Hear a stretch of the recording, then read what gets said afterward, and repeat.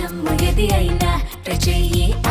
Chicken masala update చూద్దాం. CM Revanth Reddy అధ్యక్షతన సచివాలయంలో కేబినెట్ సమావేశమైంది. రాష్ట్రంలో నెలకొన్న తాజా రాజకీయ పరిపాలనాపరమైన అంశాలతో పాటు పలు కీలక సమస్యలపై ఈ భేటీలో ప్రభుత్వం కీలక నిర్ణయాలు తీసుకోనుంది. ఇందులో ప్రధానంగా కాళేశ్వరం ప్రాజెక్టు అక్రమాలపై విచారణ జరుపుతున్న జస్టిస్ పీసీ ఘోష్ కమిషన్ నివేదికపై తెలంగాణ హైకోర్టు ఇటీవల ఇచ్చిన తీర్పు కేబినెట్ లో ప్రధానంగా చర్చకు రానుంది. నిందితులకు నోటీసులు ఇవ్వకుండా నివేదిక ఇవ్వడాన్ని కోర్టు తప్పుబడుతూ వారిపై ప్రస్తుతానికి చర్యలు తీసుకోవద్దని ఆదేశించింది. అయితే ఈ తీర్పుపై ప్రభుత్వం సుప్రీంకోర్టులో అప్పీల్ చేయాలా లేదా ప్రత్యామ్నాయంగా సీబీఐ విచారణను వేగవంతం చేయాలా అనే అంశంపై మంత్రివర్గం ఓ నిర్ణయానికి రానుంది.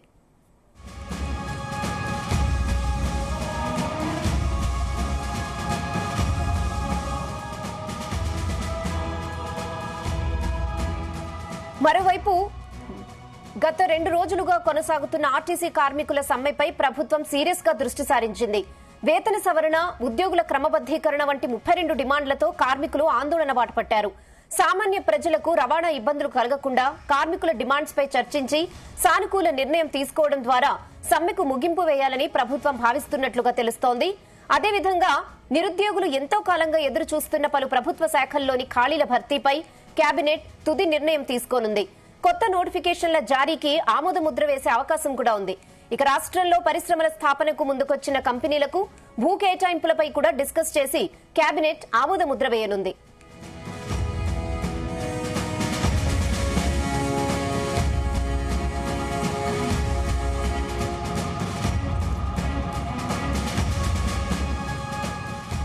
ఇక ఇదే విషయంపై మరిన్ని అప్డేట్స్ సచివాలయం నుంచి లైవ్ లో బ్యూరో చీఫ్ నరేందర్ మరిన్ని అప్డేట్స్ అందిస్తారు. నరేందర్. రైట్ రేనా, క్యాబినెట్ సమావేశం ఈ అసెంబ్లీ బడ్జెట్ సమావేశాల తర్వాత జరుగుతున్న విషయం తెలిసిందే. ఇప్పుడు ఈ సమావేశంలో చాలా అంశాలు ఉన్నాయి. మొన్న బడ్జెట్ సమావేశాలలో మాట్లాడినటువంటి పలు అంశాలు, దాన్ని తీసుకున్నటువంటి నిర్ణయాలు, వీటన్నిటి మీద కూడా పూర్తి స్థాయిలో కురుకరించి ఈరోజు ముఖ్యమంత్రి రేవంత్ రెడ్డి మంత్రులతో అదేవిధంగా బ్యూరోక్రాట్స్ కూడా ఇక్కడే హాజరవుతున్న నేపథ్యంలో పలు అంశాలు దీనిలో ప్రధానంగా చర్చకు వస్తాయి. ఇందులో ఆర్టీసీ ఉద్యోగుల సమస్య, వాస్తవానికి ఇది నిన్న మొన్నటి వరకు కూడా సమస్య లేదు, కానీ వాళ్ళు ఎప్పుడైతే నోటీసులు ఇచ్చారో దాని తర్వాత 41 రోజులు గడువు అయిపోవడం, దాని తర్వాత స్ట్రైక్లోకి వెళ్ళినటువంటి నేపథ్యంలో ఇది ఇప్పుడు బర్నింగ్ ఇష్యూగా మారింది. కనుక ఇది వెంటనే మొత్తం కూడా బంద్ చేయాల్సిన అవసరం ఉంది. ఏదైతే తీసుకున్నటువంటి నిర్ణయాన్ని వెంటనే వాళ్ళు వాపసు తీసుకునే విధంగా రాష్ట్ర ప్రభుత్వం ఏ రకమైనటువంటి డిమాండ్లను సానుకూలంగా నిర్ణయం తీసుకోవచ్చు అన్నటువంటి అంశం మీద ఆర్టీసీ ఉద్యోగుల అంశం ప్రధానంగా రవాణా శాఖ నుంచి ఇక్కడ ప్రపోజల్స్ ఉన్నాయి. అదేవిధంగా కాళేశ్వరం ప్రాజెక్టుకు సంబంధించినటువంటి ఇష్యూ అది కూడా బర్నింగ్ ఇష్యూగానే మనం చూడాలి. ఎందుకంటే హైకోర్టు నిన్న చెప్పింది, ఈరోజు చెప్పింది. నిన్నైతే మనం చూసాం కేసీఆర్ అదేవిధంగా హరీష్ రావుకు సంబంధించినటువంటి అంశం మీద జస్టిస్ ఘోష్ కమిషన్ ఇచ్చినటువంటి రిపోర్టుని బేస్ చేసుకొని మీరు ఎలాంటి చర్యలు తీసుకోవడానికి వీలు లేదు అనేటువంటి విషయం మీద చెప్పారు. దీంతో నిన్న బీఆర్ఎస్ కూడా సంబరాలు జరుపుకుంది. కాంగ్రెస్ మీద కూడా అటాక్ చేసినటువంటి పరిస్థితి ఉంది. ఎందుకంటే రేవంత్ రెడ్డి ఇష్టానుసారంగా పదే తమ నేతల్ని టార్గెట్ చేసి మాట్లాడుతున్నారు. బట్ అది ఆ సాగులోకి ఎందుకు తీసుకురావట్లేదు, ఆ ప్రాజెక్టు చిన్నపాటి డ్యామేజ్ జరిగితే దాన్ని ఎందుకు చేయలేకపోతుందని కూడా నిన్న విమర్శలు చేసినటువంటి పరిస్థితి చూసాం. కానీ ఉత్తమ్ కుమార్ రెడ్డి కానీ రేవంత్ రెడ్డి కానీ నిన్న ఇంటర్నల్ మీటింగ్లో కూడా మాట్లాడుకున్నారు. కనుక ఈరోజు కేబినెట్ సమావేశంలో చాలా అంశాలు ఇదే అంశం మీద మాట్లాడతారు. ఎందుకంటే ఖచ్చితంగా దీని మీద అప్పీల్ వెళ్ళాలా సుప్రీంకోర్టుకు, లేదంటే దీని మీద చర్యలు ఏ రకంగా తీసుకోవాలి. ఎందుకంటే ఇప్పటికే సిబిఐ విచారణకు కోరినటువంటి నేపథ్యంలో దీని మీద దాన్ని ఒత్తిడి చేసే విధంగా ఇప్పటికే బీజేపీని గట్టిగానే ఫైర్ అవుతుంది. అదేవిధంగా బీఆర్ఎస్ బీజేపీ ఒక్కటే అన్నటువంటి అంశం మీద ఎందుకంటే సిబిఐ విచారణ చేసినప్పటికి కూడా ఎందుకు నిర్ణయం తీసుకోవట్లేదు అన్నటువంటి విషయం మీద కూడా టార్గెట్ చేసినటువంటి పరిస్థితి మనం చూసాం. కనుక ఆ అంశం మీద కూడా ఈ కేబినెట్లో రేవంత్ రెడ్డి ప్రధానంగా చర్చ చేసే అవకాశం ఉంటుంది. అదేవిధంగా మెట్రో సంబంధించినటువంటి అంశం ఉంది. అదేవిధంగా జెడ్పీటీసీ ఎంపీటీసీ ఎన్నికలు కూడా ఇక్కడ ప్రధానంగా చర్చ జరిగే అవకాశం ఉంటుంది. దీని తర్వాత మరో కేబినెట్ సమావేశంలోపే నోటిఫికేషన్ వచ్చే అవకాశం ఉంటుంది అన్నటువంటి చర్చ జరుగుతుంది. ఎందుకంటే కేబినెట్ సమావేశం కంటే ముందు నోటిఫికేషన్ అయితే రైతు భరోసాకు సంబంధించినటువంటి అంశం, ఎందుకంటే ఆల్రెడీ ఫస్ట్ ఫేజ్ మొన్న అయింది, రెండో ఫేజ్ నిన్న 2 ఎకరాలకు సంబంధించి కూడా నడుస్తున్నటువంటి నేపథ్యం ఉంది. మరో ఫేజ్లో 3 ఎకరాలకు సంబంధించినటువంటిది కూడా కంప్లీట్ అయిపోతే నోటిఫికేషన్ ఇస్తే ఖచ్చితంగా పాజిటివ్గా ఉంటుంది, రాష్ట్ర ప్రభుత్వానికి మెల్లి చేసే అవకాశం ఉంటుంది. ఎందుకంటే మనం మున్సిపల్ ఎన్నికలు చూసాం, అదేవిధంగా సర్పంచ్ ఎన్నికలు కానీ, అదేవిధంగా అంతకంటే ఉప ఎన్నికలు సంబంధించి వీటన్నిటిలో కూడా మంచి పాజిటివ్ రిజల్ట్స్ వచ్చినటువంటి నేపథ్యంలో ఖచ్చితంగా ఖచ్చితంగా ఇప్పుడు జెడ్పీటీసీ ఎంపీటీసీ ఎన్నికలు నిర్వహించడం ద్వారా కాంగ్రెస్ పార్టీకి మేలు జరిగే అవకాశం ఉంటుందన్నటువంటి అంచనాతో రాష్ట్ర ప్రభుత్వం ఉంది. కనుక మరొక 15-20 రోజుల్లో దీని మీద ఒక నిర్ణయం తీసుకునే అవకాశం ఉంటుంది. అంతకంటే ముందు కేబినెట్లో సాధ్యాలు ఎప్పుడు పెట్టాలి ఇట్లాంటి అన్ని అంశాల మీద కూడా మాట్లాడతారు.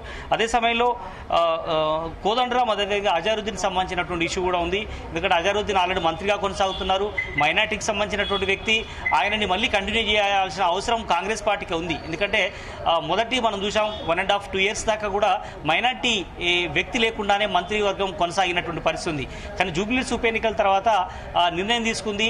అది కాంగ్రెస్ పార్టీ కూడా కొంత మేలు జరిగినటువంటి పరిస్థితి మనం చూసాం. కానీ ఆయన చట్టసభల్లో కంటిన్యూగా ఉంటేనే ఆయన మంత్రిగా కొనసాగుతారు. ఎందుకంటే 6 నెలలు పూర్తవుతున్నటువంటి నేపథ్యం ఉంది. ఎవరైనా ఒక మంత్రిగా కొనసాగాలంటే ఖచ్చితంగా ఎమ్మెల్యే కానీ ఎమ్మెల్సీగా కానీ ఖచ్చితంగా 6 నెలలు లోపల ఖచ్చితంగా కూడా ఏదో ఒక దగ్గర నుంచి ఎలక్ట్ కావాల్సిన అవసరం ఉంటుంది. కనుక ఎమ్మెల్సీగా ఇచ్చినప్పటికీ కూడా ఆ ఎమ్మెల్సీది గడువు పూర్తవుతోంది. కనుక మళ్ళా అది ఎమ్మెల్సీగా కావాల్సిన పరిస్థితి ఉంది. కనుక అది దాని మీద కూడా ఖచ్చితంగా నిర్ణయం తీసుకుంటారు. కోదండరాం కూడా దాని మీదనే గంపెడాశలు పెట్టుకున్నారు. మొన్న మనం చూసాం గవర్నర్ శుక్లాతో కూడా కలిశారు రేవంత్ రెడ్డి. కనుక ఈసారి ఖచ్చితంగా ఫైల్ పంపిస్తే దాన్ని క్లియర్ చేయాలి అన్నటువంటి రిక్వెస్ట్ కూడా చేశారు. గతంలో ఎంతవరకు పెండింగ్ ఉంది, దాన్ని గవర్నర్ ఏ రకంగా అడ్డుపట్టారు అన్నటువంటి అంశం మీద మాట్లాడారు. బట్ ఏదైనప్పుడు కూడా గవర్నర్ కూడా కొంత సానుకూలంగా ఉన్న నేపథ్యంలో క్యాబినెట్లో ఈ నిర్ణయం మీద కూడా మాట్లాడే అవకాశం కనిపిస్తుంది. ఇందిరమ్మ కుటుంబ బీమా పథకానికి సంబంధించి కూడా 5 లక్షలకు సంబంధించి నిర్ణయం తీసుకున్నారు. మన అసెంబ్లీలో కూడా మాట్లాడారు.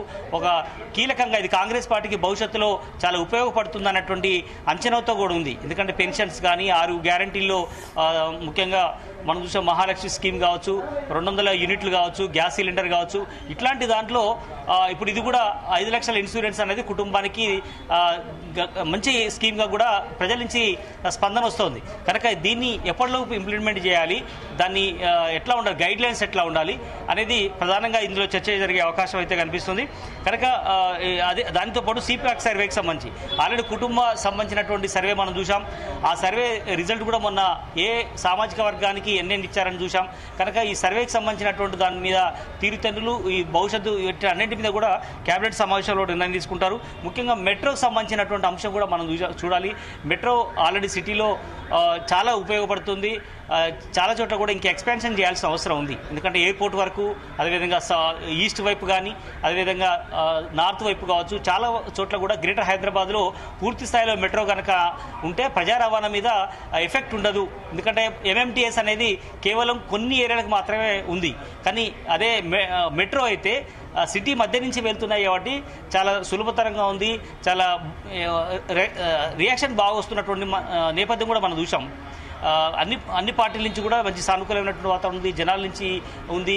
అధికారంలో రాష్ట్ర బీఆర్ఎస్ ప్రభుత్వం కూడా దాన్ని ఓన్ చేసుకున్నటువంటి నేపథ్యం ఉంది. కనుక ఇప్పుడు ఈ మెట్రోను ఎప్పుడైతే టేక్ ఓవర్ చేశారో వాళ్ళు వద్దనుకుంటున్నటువంటి నేపథ్యం ఉందో, కానీ రద్దు చేసినటువంటి నేపథ్యంలో దీన్ని మళ్ళీ ఎట్లా పునరుద్ధరించాలి, దాని సాధ్యాలు ఏంటి, ఎప్పటి నుంచి స్టార్ట్ చేయాలి, ఇట్లాంటి అన్ని అంశాల మీద కూడా మాట్లాడే అవకాశం ఉంది. ప్రధానంగా కాళేశ్వరం సంబంధించినటువంటి అంశం మీదనే ప్రధానంగా చర్చ జరిగే అవకాశం అయితే కనిపిస్తుంది.